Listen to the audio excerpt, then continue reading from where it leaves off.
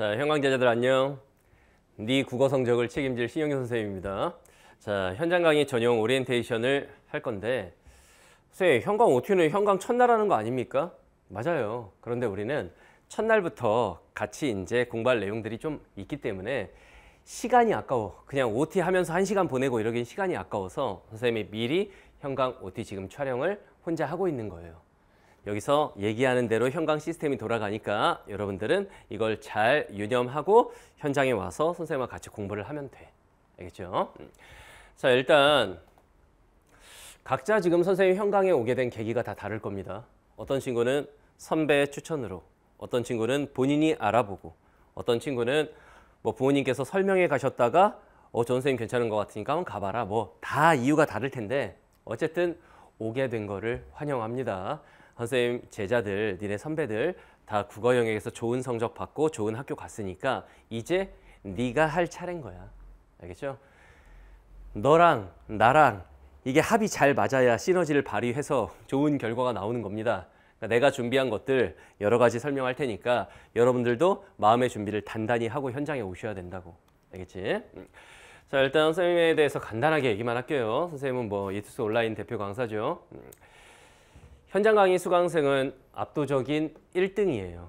이투스 모든 선생님들 중에서 선생님이 현장 강의 수강생이 가장 많습니다. 뭐 선생님이 쓴 책들도 베스트셀러들이 많고 뭐 이런 사람입니다. 나 뜨거우니까 요 정도만. 자, 일단 현강 얘기하기 전에 수능 국어가 요즘 어떻게 흘러가는지, 그러니까 여러분들에게 이제 작년이 된 건데 2025 수능이 어땠는지에 대해서 간단하게만 설명할게.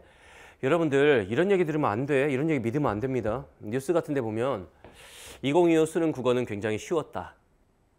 아, 그 요즘 수능 국어 어렵지 않구나. 이런 생각하는 친구들 많을 텐데 잘 들어. 그 앞에 신문 기사에 뭐라고 써 있냐면 2024 수능에 비해 쉬웠다. 이걸 잘 들어야 돼. 2024 수능 같은 경우에는 수능 30년 역사상 가장 어려웠던 수능이야. 그게 비정상이었던 거야. 그게 이제 정상으로 돌아온 거예요. 실제로 원점수 컷을 보면은 엄매 기준으로 91점 또는 92점, 90점대 초반 이게 평가원의 목표 난이도야. 1교시를 망하면 애들이 2교시부터 제정신으로 시험 못 보기 때문에 평가원에서는 수능 국어 1교시 수능 국어를 한 1등급 컷을 90점 정도에 두는 걸 목표로 출제를 해요. 실제로 평가원 국어 영역 출제 교수님들은 2025 수능 우리 오랜만에 난이도 조절에 성공했어. 아, 시험 잘 냈어. 이렇게 생각을 하신다고. 알겠죠? 그러니까 여러분들 이거보다 크게 어려워지겠다. 그러니까 나는 어려운 수능을 대비해야 돼. 뭐 이런 강박을 가질 필요는 없어. 그렇다고 해서 그러면 시험 쉽네. 쉽게 가도 되겠네. 이렇게 생각하는 건 당연히 안 되는 거고. 여러분들 알지? 이게 작년에 의대 정원 뭐 폭발적으로 증가하고 그러면서 재수생과 반수생이 역대 최다였는데 그런데 등급컷이 이 정도라는 얘기는 재학생 기준으로는 그렇게 쉬운 시험은 아니었다라는 거야. 그렇다고 어렵다고도 안 했어. 적절한 난이도로 출제된 시험이었어. 근데 평가원에서는 굉장히 난이도 조절에 성공했다라고 자평을 하기 때문에 이 정도 난이도를 기준으로 조금 쉽거나 조금 어렵거나로 조절해 나갈 거라고. 물론 그게 뜻대로 될진 모르겠지만. 알겠죠? 자, 그다음에 요즘 수능의 특징은 EBS 체감 연계율이 상당히 높다라는 거야. 특히 문학 파트.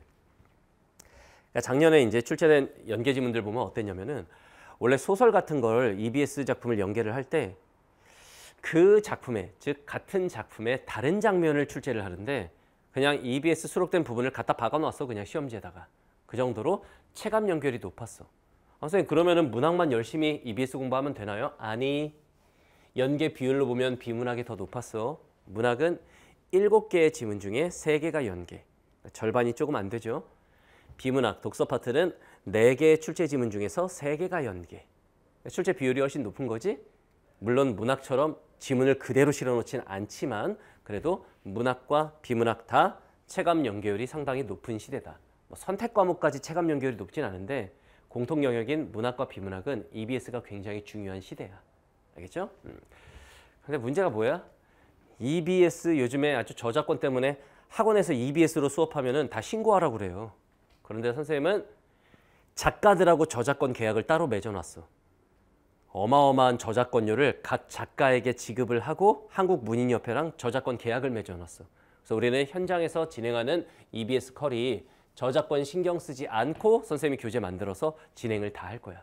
요즘에는 개별 학원에서는 그거 못해. 저작권료가 수천, 수억 원 막 이렇게 들어가기 때문에 쉽지가 않은데 선생님은 그거 다 지불하고 저작권 계약 맺어놨다. 그러니까 EBS 커리큘럼 걱정하지 마라. 알겠죠? 자, 그다음에 독서 영역이 작년 수능은 조금 어렵게 나왔는데 내년에도 이러리란 법은 없어. 평가원의 목표는 뭐야? 문학과 비문학 선택 과목을 난이도를 균형 있게 골고루 출제하는 게 목표인데 작년에 그 부분에 있어서 살짝 미스가 있었던 것 같아. 오답률 탑5 중에 4문제가 비문학이었어. 근데 이거는 계속 그러리란 보장은 없어. 그래서 우리는 어떻게 공부해야 돼? 균형 있게 같이 공부를 해나갈 거예요. 알겠죠? 자, 여러분들 이거 많이 물어보거든? 선생님 화작하고 언매 중에 저는 뭐 선택해야 될지 아직 결정 못했어요. 그럴 수 있어. 왜냐면은 1학년, 2학년 모의고사 볼 때는 학교 내신 말고 모의고사 볼 때는 화작과 언매가 그냥 45문제 안에 통으로 들어가 있었잖아. 뭐 10번까지는 화작, 15번까지는 언매, 언매도 아니지 매체가 거의 없고 거의 문법 5문제 정도. 그리고 나서 이제 비문학, 문학 이렇게 됐잖아.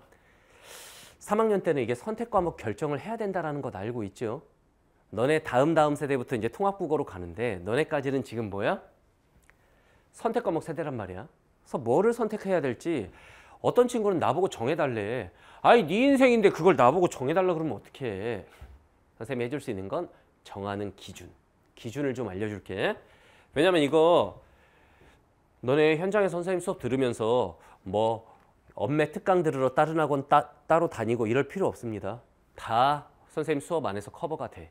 다 보충 강의로 제공할 건데 단 여러분들이 선택 과목 뭐 할지는 결정이 된 상태에서 와야 되겠지. 알겠지? 자, 장단점을 좀 설명해 줄게. 화작은 학습 부담이 좀 적어요. 공부할 내용이 별로 없어. 그냥 읽고 풀면 풀리는 문제가 대다수야. 단 하나하나 읽고 풀어야 되다 보니까 문제 푸는데 시간이 좀 오래 걸려. 언매에 비해서 시간 싸움에서 불리해. 그리고 표준 점수가 항상 같은 점수면 언매가 2, 3점 더 높죠. 그러니까 표점에서 불리할 가능성이 높아. 뭐 100%는 아니지만 지금까지는 그래 왔어. 알겠죠?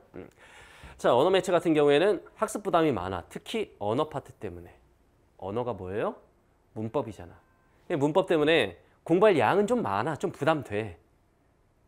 그렇지만 장점이 있어. 시간 단축 면에서 유리해. 시간 싸움에서 화작보다 유리해. 왜? 문법 문제에 답이 딱딱딱딱 나오는 거니까.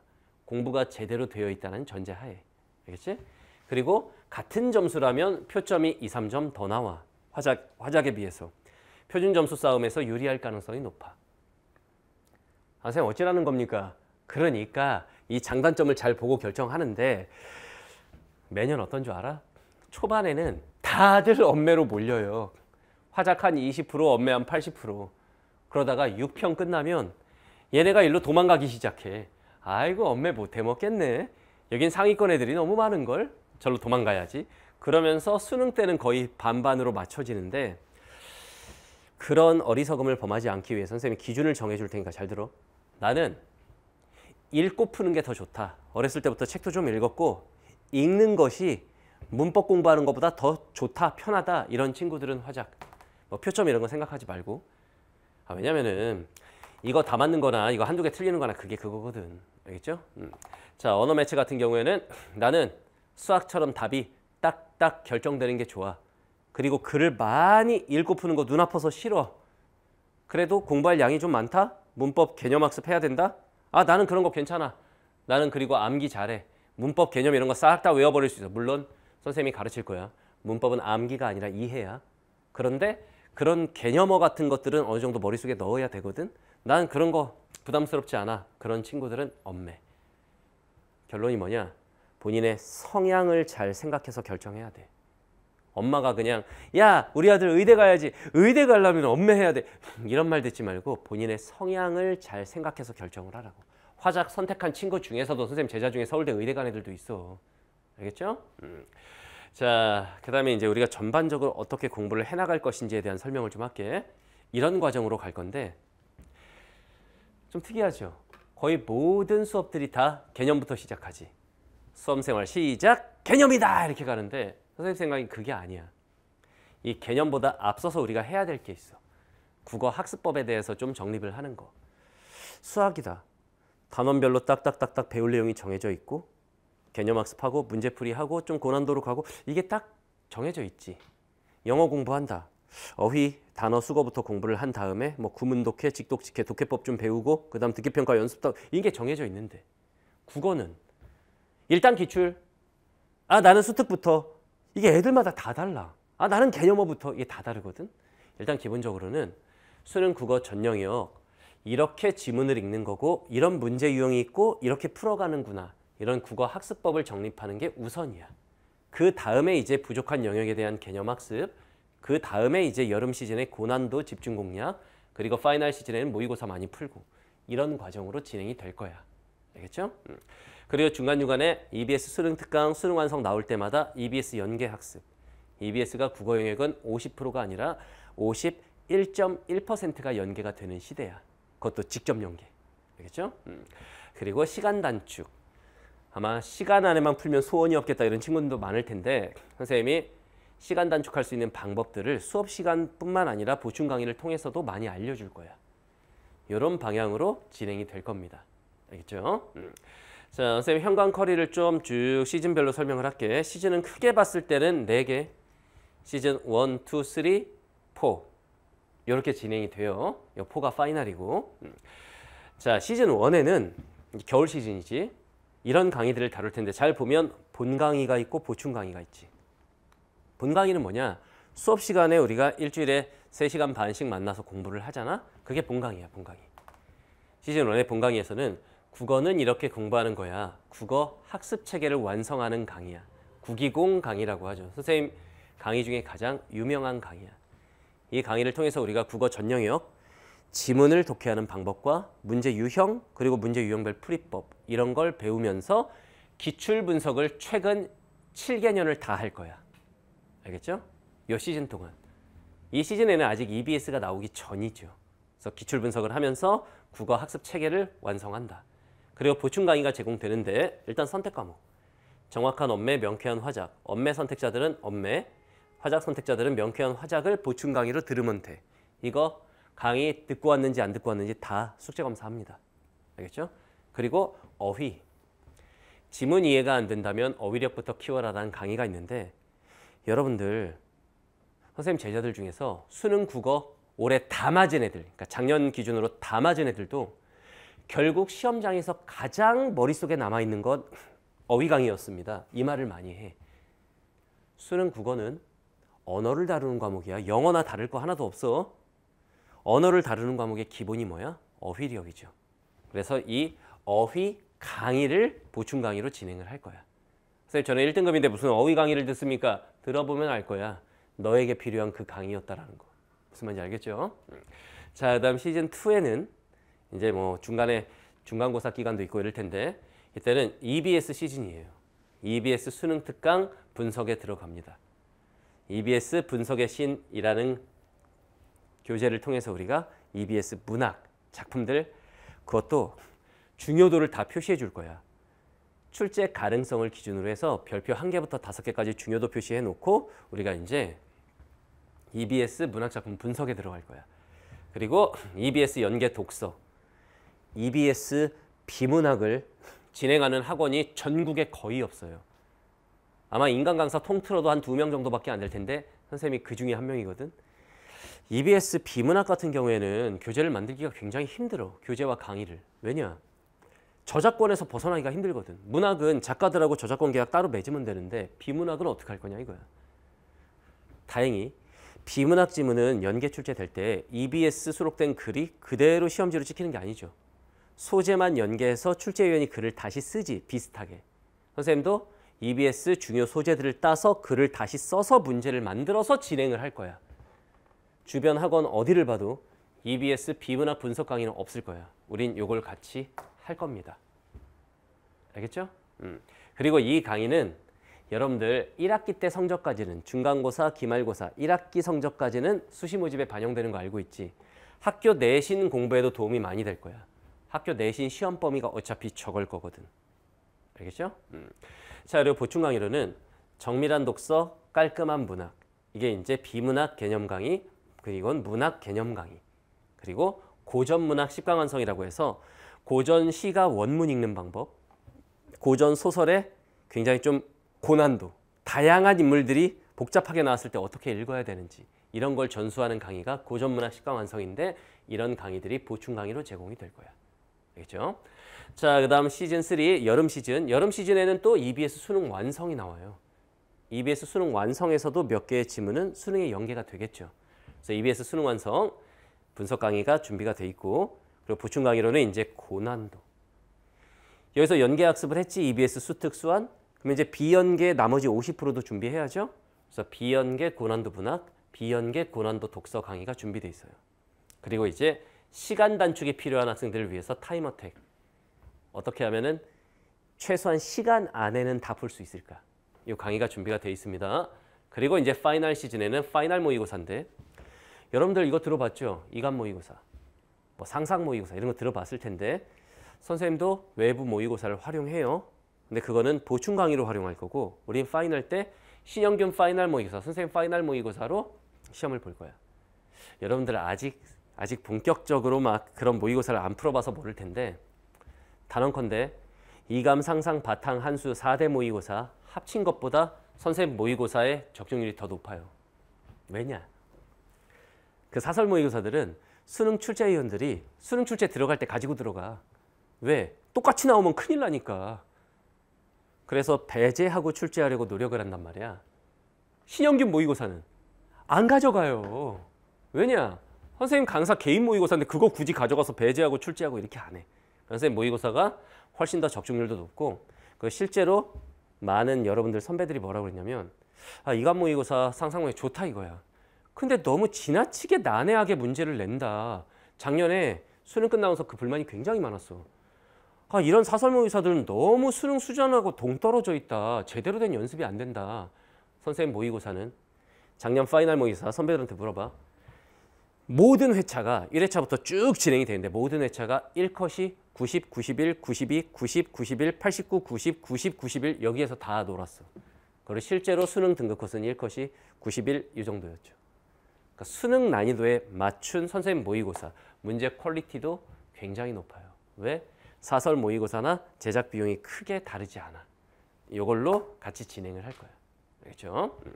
자, 그리고 보충 강의로는 엄매와 화작 이 겨울 시즌에 한번 이렇게 개념 학습을 하지만 그리고 나서 수능 볼 때까지 공부를 안 하면 다 까먹겠죠. 그래서 수능 보기 직전에 한 번 더 최고난도 엄매, 최고난도 화작, 엄매의 고난도 문제들, 화작의 고난도 문제들을 같이 풀고 그 다음 이제 그 다음 과정이 뭐겠어? 시험장. 이제 시험장에 가는 거예요. 커리는 이렇게 구성되어 있습니다. 커리 걱정은 안 해도 되고 선생님이 시키는 것만 잘 따라오면 돼. 알겠죠?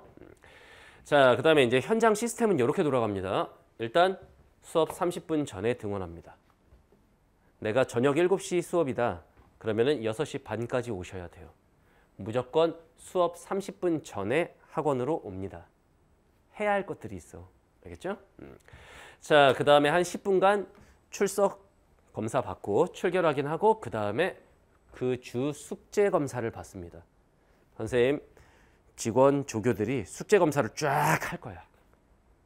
선생님, 우리가 지금 몇 살인데 숙제 검사를 합니까? 문자로 다 쏠 거야. 부모님들한테 얘 열심히 하고 있는지 아닌지. 선생님 치사해요. 그게 나 위한 거겠니? 이거 하려면 이 숙제 검사 하려면 선생님 인력도 더 필요하고 비용도 더 들어가는데 너 위해서 하는 거야. 여러분들 좀 공부 좀 제대로 시켜갖고 좋은 대학 보내려고. 1교시 망하면 2교시부터 그냥 다 쌍망하는 거야. 1교시 제대로 봐야 그 수능 하루가 편안하게 흘러가. 알겠죠? 도망갈 생각하지 마. 알겠지?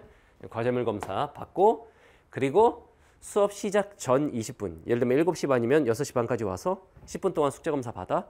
그럼 6시 40분부터 7시까지 주간 테스트. 사실은 15분간 진행이 되는데 수능형 문제 10개. 그 전주에 배웠던 지문과 관련된 내용들이야. 알겠죠?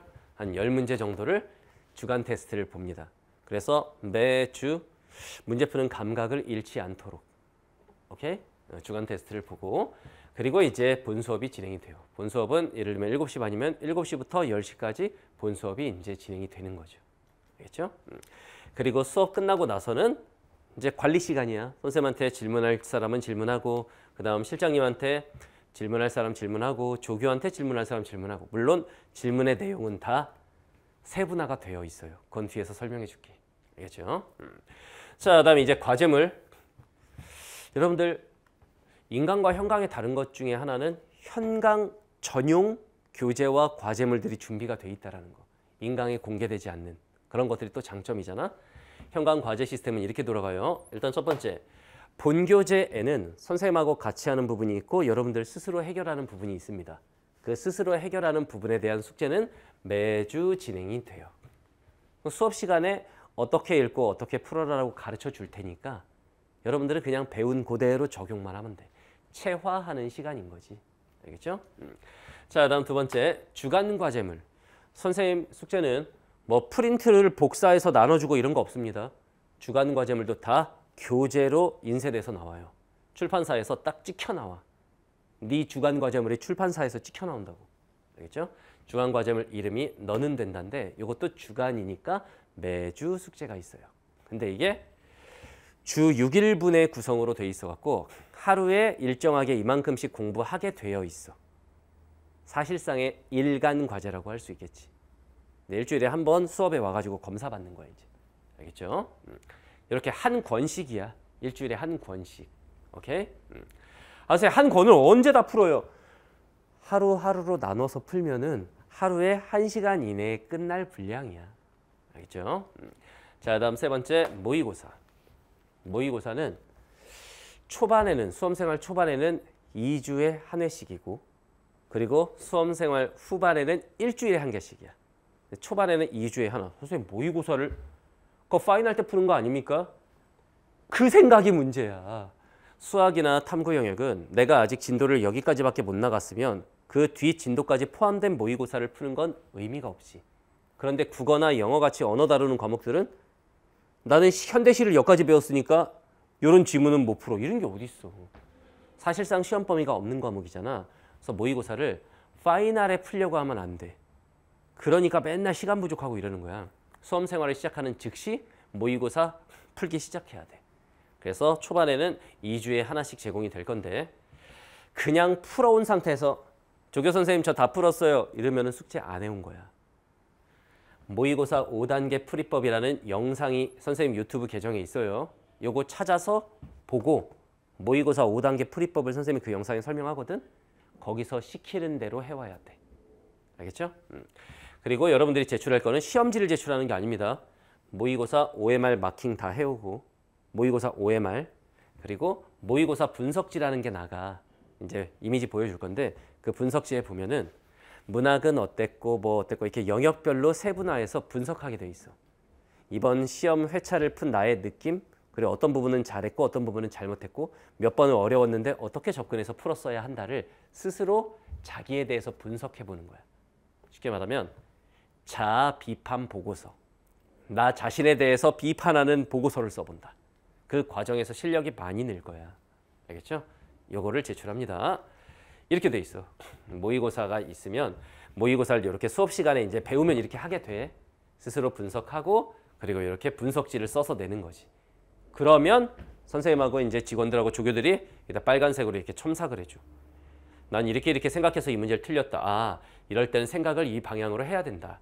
아, 나는 이런 게 고민이다. 아, 이럴 때는 이런 문제집 한번 풀어봐. 아, 이런 게 고민이야. 그러면은 보충 강의 이거 신청해. 이런 식으로 첨삭을 해서 보내줄 거야. 알겠죠? 자, 그 다음에 이제 네 번째 숙제는 어휘. 아까 얘기했지. 수능 국어의 기본은 어휘력이다. 이건 1등급이건 9등급이건 상관없어. 수능 볼 때까지 5회독을 시킬 거야. 선생님 5번이나 봐야 돼요? 그 책을? 그렇다. 너덜너덜해질 때까지 볼 거야. 그러면 시험장에 가서 글 읽으면서 어휘가 무슨 말인지 몰라서 지문을 이해하지 못하는 그런 경우는 절대로 발생하지 않는다. 어휘책 5회독을 할 거야. 매주 숙제가 있어. 여기까지 해와 하면 거기까지 해와서 해온 상태에서 검사를 받아야 돼. 알겠죠? 자, 다음 보충 강의는 아까 이제 커리 설명할 때 본 강의 있고 보충 강의 있었지? 보충 강의는 시즌별로 진행이 될 거야. 이번 시즌에는 보충 강의 이거 들어야 됩니다. 막 이렇게 하면은 그걸 본 강의와 별개로 강의 듣고 와서 검사 받는 거예요. 다 여러분들에게 필요한 강의고 이게 무슨 카메라로 이렇게 어설프게 찍은 강의가 아니야. 다 HD 화면으로 제공되는 여러분들 보기 편한 강의야. 알겠죠? 보충 강의가 제공이 될 거고 그리고 월간 과제물이 있는데 이 모의고사 아까 OMR 써오라고 그러고 분석지 써오라고 그랬잖아. 이 모의고사 성적 분석한 성적표가 한 달에 한 번씩 나갈 거야. 그리고 그 성적표가 시는 몇 등, 소설은 몇 등, 비문학은 몇 등, 융합지문 몇 등, 화작은 몇 등, 언매는 몇 등 이렇게 나가거든. 그러면 뭘 알게 돼? 아, 나는 이 영역이 상대적으로 약하구나를 알게 되지. 그 약한 영역에 대한 취약 영역 개인별 문제집이 제공이 돼. 학생 한 명 한 명 받아가는 문제집이 다 다른 거지. 개인 맞춤 문제집 한 달에 한 번씩 계속 제공이 돼. 이렇게 시험지 이 성적표가 나갈 때 약한 영역을 분석해서 이렇게 너는 이게 약하구나. 이번 달 안에 이거 다 풀어와. 여기엔 기출 문제가 단 한 문제도 없어요. 왜? 나중에는 여러분들이 어떻게 되냐면 기출 문제 같은 경우에 딱 문제만 봐도 나 이 문제 답 기억나 이렇게 돼. 의미가 없겠지? 시험장에 가서 만날 문제는 태어나서 처음 보는 문제잖아. 여러분들이 태어나서 처음 보는 문제들로 구성이 돼 있어. 다 연구실 제작 문항입니다. 알겠죠? 클리닉이 나갈 거예요. 자, 그다음에 현강의 인강과 다른 점 중에 하나는 와서 질문할 수 있다라는 거지. 자, 질문 시스템은 이렇게 돼 있어. 일단 첫 번째, 현강 전용 질문 채널이 있어요. 카카오톡에서 그 플러스 친구 알지? 그걸 해놔. 신영균 국어연구소를 찾아서 친구 추가를 해놔. 여기에다가는 이제 현장 강의와 관련된 문의 오전 9시부터 이제 선생님 연구실 직원들이 퇴근하는 오후 6시까지 아무 때나 질문하면 돼. 알겠죠? 이 카카오 채널이 있고 그 다음에 두 번째 이투스 Q&A 게시판, 이투스 사이트에 Q&A 게시판이 있는데 이거는 온라인 학생들만을 위한 공간이 아니야. 오프라인 제자들도 같이 이용하는 공간이야. 그래서 이투스 Q&A 게시판에다가 이제 질문을 하면 되고 그리고 선생님 카페 가입을 다 해야 돼. 네이버 카페에다가 이제 또 질문을 해도 돼. 거기 질문하는 탭이 있어요. 여기다가 뭐 질문하냐면 수업 내용. 지난주 수업 내용 중에서 이 부분이 이해가 잘 안 됩니다. 이런 거. 물론 이해 다 되게 가르치겠지만 이해가 안 되는 경우. 그 다음 과제물. 선생님 주간 과제물 숙제하는 과정에서 이런 문제점이 생겼어요. 이거 어떻게 풀어야 돼요? 이런 과제물. 이런 거에 대한 질문을 하면 24시간 이내에 답변이 다 될 거야. 알겠죠? 이렇게. 자, 그다음 세 번째. 라이브 Q&A는 뭐냐면 유튜브 라이브를 선생님이 가끔 진행을 하는데 여기서는 선생님 너 주간 과제물 몇 번 질문해도 돼요? 이런 게 아니고 전반적인 학습 상담. 선생님 제가 수학은 점수가 잘 나오는데 국어가 계속 3등급에 머물고 있습니다. 어떻게 해야 될까요? 뭐 이런 거. 그리고 진로 상담. 선생님 저는 공대 가고 싶은데 엄마 아빠가 자꾸 의대 가라고 그래요. 나 의사가 적성에 안 맞는 것 같은데 어떻게 해야 됩니까? 막 이런 것들. 유튜브 라이브 시간에 선생님한테 물어보면 즉문즉답하는 시간을 자주 가질 거예요. 뭐 자주는 아니더라도 그 시즌마다 그 딱 그런 때 있지. 예를 들면 개강하고 나서 그리고 3월 모의고사 첫 모의고사 보고 나서 6평 보고 나서 막 이렇게 시즌마다 할 거야. 알겠죠? 고민을 가지고 잘 간직하고 있다가 이럴 때 물어보면 됩니다. 오케이? 자, 다음 네 번째. 현장에서 이제 질문하는 방법. 질문할 내용들이 다른데 선생님한테 물어보는 거는 수업 끝나고 선생님이 끝났으니까 집에 가야지 이렇게 안 해. 질문 다 받고 갈 거야. 선생님한테 물어볼 거는 그날 수업 내용에 대한 거, 그날 배운 수업 내용에 대한 거, 그리고 학습 상담. 반드시 지금 이 고민을 선생님한테 털어놓고 상담을 해야 되겠다. 이런 거 선생님한테 수업 끝나고 나서 물어보면 돼. 알겠죠? 자, 그다음 조교들이 있어요. 선생님 조교들은 짐작이 되지. 명문대생일 거라는 게. 다 이제 명문대를 다니고 국어 다 1등급 받는 국어 천재들로 구성이 돼 있어. 다 선생님 제자들이고 선생님 조교들한테는 그 주 숙제 질문, 모의고사나 주간 과제물, 그리고 그날 본 주간 테스트. 물론 이런 숙제에 대해서는 이투스 Q&A 게시판이나 뭐 카카오톡 채널이나 또는 네이버 카페나 이런 데 물어볼 수 있는데 거기다가 이제 온라인으로 물어봤는데 해결이 안 됐어. 현장에 와서 물어보고 싶어. 그럴 때 이제 와서 모의고사나 주간과제물, 주간 테스트는 조교들한테 물어보면 돼요. 무슨 말인지 알겠죠? 이렇게 하면 되고. 자, 그 다음에 실장님. 이 실장님한테는 뭐 무슨 지문이나 문제, 국어적인 걸 물어보는 게 아니라 현강 시스템 관련된 질문을 하는 거야. 행정적인 일들. 예를 들면 보충 강의를 내가 못 받았다. 뭐 그럴 리가 없겠지만 또는 다른 강의를 듣고 싶다. 보충 강의로 뭐 이런 것들. 그리고 현장 시스템과 관련해서 다음 주에 가족여행이 있는데 그 강의를 어떻게 처리해야 하느냐. 뭐 이런 것들 있지? 그런 행정적인 일들을 실장님한테 물어보시면 돼요. 이렇게 다 세분화가 돼 있어. 알겠죠? 자, 우리 현장 실장님 연락처가 이렇게 공개가 되어 있죠. 빨리 다 입력해 놓고 무슨 일 있으면은 행정적인 일들은 다 이 실장님한테 물어보면 됩니다. 오케이? 자, 선생님이 우리 현강 제자들한테 약속할 거 몇 가지만 얘기할게요. 일단 첫 번째, 시키는 대로만 하면 성적은 무조건 오른다. 선생님이 어느 지역을 가던 현장을 예를 들면 뭐 중계동이다. 중계동. 뭐 목동이다. 목동. 들어가서 그 해에 바로 수강생 최다를 기록하고 이렇게 했었거든. 이유가 뭐냐? 현장은 여러분들 알겠지만 성적이 오르는 게 가장 중요하죠. 여러분들 선배들 성적이 어떤 친구들은 완만하게 어떤 친구들은 급격하게 이렇게 올랐어. 그 결과 지금 선생님이 현강 수강생 이투스에서 1위인 거야.